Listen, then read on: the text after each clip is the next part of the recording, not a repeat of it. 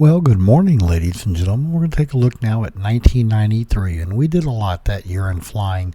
We went to St. Augustine for the AYA convention, and we did a lot of group flying down there.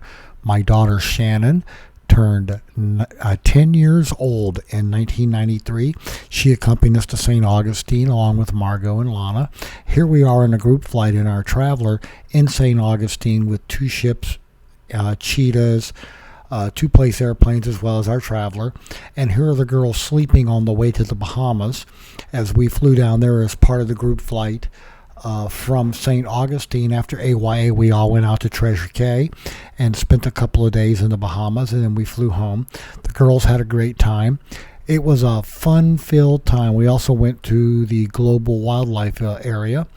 But anyway, as you can see, Shannon all racked out in her bedroom at home finally.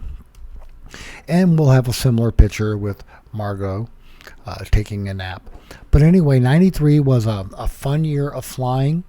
St. Augustine, the Bahamas, and all the work that we were doing with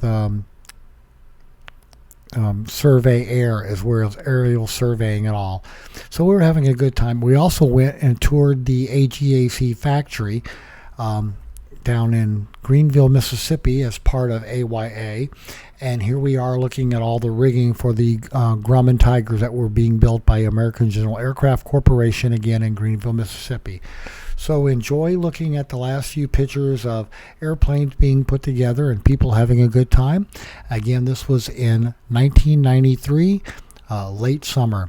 Thanks for watching, folks.